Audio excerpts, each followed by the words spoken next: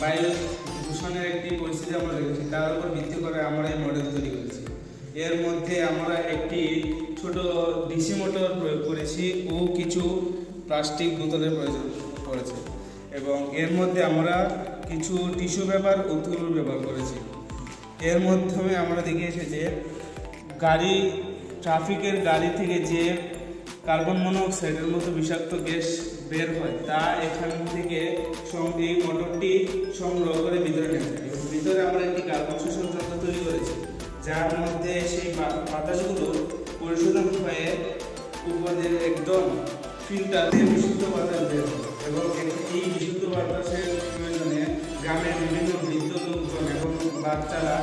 অসুস্থ হবে না এবং হৃদরোগে আক্রান্ত হবে না ও ফুসফুসের কোনো সমস্যা হবে না,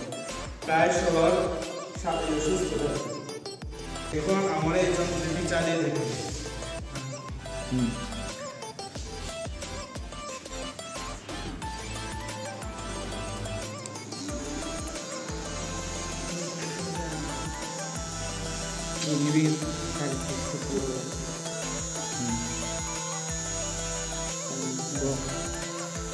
এখন এই ধোঁয়াগুলি এর মধ্যে দিয়ে গিয়ে ভিতরে কার্বন শোষণ যন্ত্রে কার্বনটি শোষিত হয় বিশুদ্ধ বাতাস বের হয়, এবং এই যন্ত্রটির মধ্যে যে বিদ্যুৎ সরঞ্জাম আছে তার সোলার প্যানেল থেকে সৃষ্টি হচ্ছে, এবং সোলার প্যানেলের সাহায্যে এই ব্যাটারিটি রিচার্জ হয় এবং এর মাধ্যমে মোটরটি চলতে থাকে, এবং এর মধ্যে এই সোলার সংযোগ যন্ত্রের সাহায্যে